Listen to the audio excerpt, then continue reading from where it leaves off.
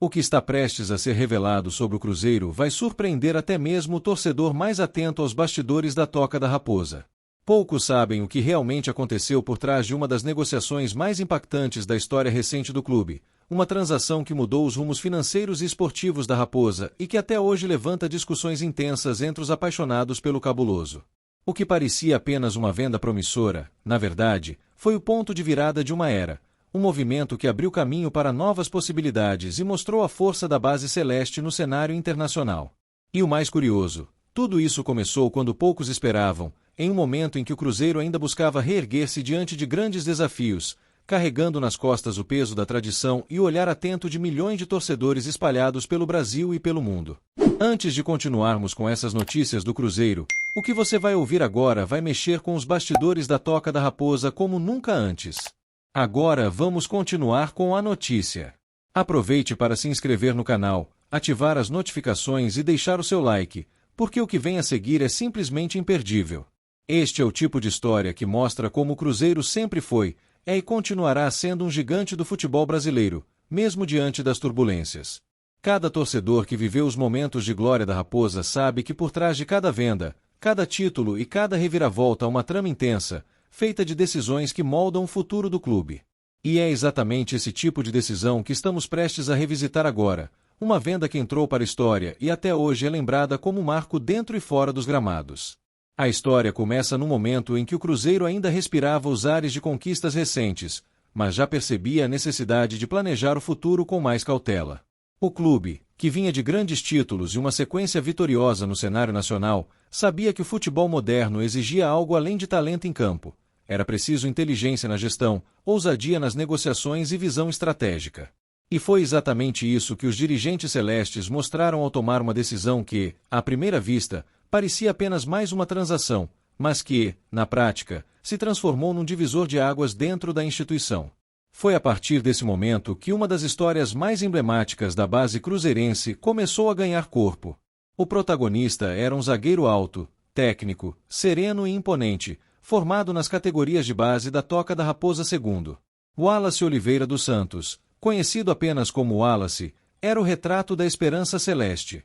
Com apenas 19 anos, o garoto já mostrava uma maturidade impressionante e um potencial que encantava olheiros de toda a Europa. E foi justamente quando o brilho da promessa começava a chamar a atenção que o Cruzeiro recebeu uma proposta que mudaria o rumo do jogador e, ao mesmo tempo, ajudaria a pavimentar um novo caminho para o clube. Em 2014, o Cruzeiro fechou uma das negociações mais emblemáticas da sua história. O zagueiro Wallace foi vendido ao Braga, de Portugal, por 9,5 milhões de euros, o equivalente a 29 milhões reais, 29 milhões de reais, na cotação da época. O valor era astronômico para o cenário brasileiro e representava uma das maiores vendas já feitas por um defensor na história da Raposa. Naquele momento, a diretoria via o negócio como uma vitória dupla. O clube lucrava financeiramente e o jogador ganhava a chance de brilhar no futebol europeu, em um movimento que parecia perfeito para todos os lados. A repercussão foi imediata. Torcedores, comentaristas e dirigentes de outros clubes ficaram impressionados com a capacidade do Cruzeiro de transformar uma revelação da base em uma negociação milionária. O nome de Wallace estampava manchetes, e o sucesso do negócio era usado como exemplo de gestão eficiente e moderna. O Cruzeiro mostrava que era possível unir tradição e inovação, combinando o trabalho das categorias de base com uma estratégia comercial de longo prazo. A Toca da Raposa II se consolidava, mais do que nunca, como um celeiro de talentos e um pilar fundamental para a sustentabilidade do clube. Mas o futebol, como a vida, é imprevisível. O jovem Wallace, ao desembarcar na Europa, encontrou um cenário completamente diferente do que imaginava. A adaptação ao futebol português foi difícil, o estilo de jogo era mais físico, a pressão era intensa e o tempo de adaptação curto. Mesmo assim, o zagueiro seguiu lutando, demonstrando raça e comprometimento.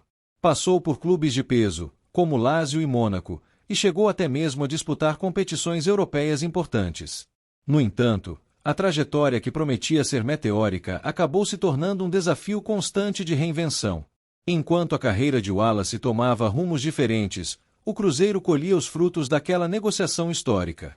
O dinheiro arrecadado foi essencial para manter o equilíbrio financeiro do clube em um momento crucial, permitindo pagar dívidas, reforçar o elenco e seguir competitivo em diversas frentes. A venda também impulsionou o reconhecimento da base celeste como uma das mais valiosas do país, inspirando outros jovens a sonharem em trilhar o mesmo caminho. A Raposa se tornava referência em revelar defensores de alto nível, um legado que continua vivo até hoje. Com o passar dos anos, Wallace enfrentou altos e baixos, transferências e lesões que atrapalharam sua sequência. O zagueiro chegou a atuar em ligas menores e buscou novas oportunidades no futebol turco, onde voltou a ter algum destaque. Mas a instabilidade e os contratempos o impediram de retomar o brilho que teve no início da carreira. E foi assim, entre idas e vindas, que uma nova chance surgiu em 2025, quando o Atlético Goianiense anunciou sua contratação.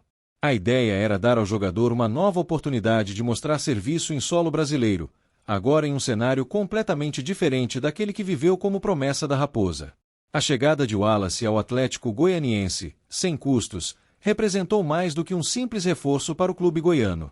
Foi o início de uma tentativa de redenção, um recomeço para um jogador que já viveu o auge da expectativa e hoje busca reencontrar o prazer de jogar. A torcida do Dragão recebeu a notícia com entusiasmo, imaginando que o defensor traria experiência e liderança para o elenco. No entanto, a realidade foi dura. O zagueiro enfrentou dificuldades físicas, não conseguiu manter ritmo e acabou perdendo espaço, tornando-se uma opção secundária na defesa do time. Enquanto isso, o Cruzeiro vivia um novo capítulo de sua história. Sob o comando de Pedro Lourenço, dono da SAF, e com o técnico Leonardo Jardim à frente do time, o clube se consolidava como uma das gestões mais sólidas do futebol brasileiro. O foco estava no equilíbrio financeiro, na formação de elenco competitivo e na valorização de talentos da base. A Toca da Raposa II passou por modernizações significativas, com investimentos em infraestrutura, tecnologia e metodologia de treinamento. O clube aprendeu com o passado e passou a usar essas experiências como combustível para seguir crescendo. A venda de Wallace, que um dia representou um simples movimento financeiro, passou a ser lembrada como um símbolo de virada. Ela mostrou ao Cruzeiro o valor de investir em seus jovens, de acreditar no potencial de quem veste o manto desde a base e de saber negociar no momento certo. A transação abriu portas para novas vendas milionárias e consolidou a imagem do clube como uma potência na formação de atletas. Mesmo sem ter atingido o estrelato esperado, Wallace deixou um legado inquestionável na história da Raposa. O impacto daquela negociação ultrapassou os limites do campo. Ela influenciou decisões estratégicas, inspirou mudanças na gestão e ajudou a moldar a filosofia que o Cruzeiro adota até hoje. A ideia de que cada jogador da base é um ativo valioso, tanto esportiva quanto financeiramente, tornou-se parte da cultura do clube.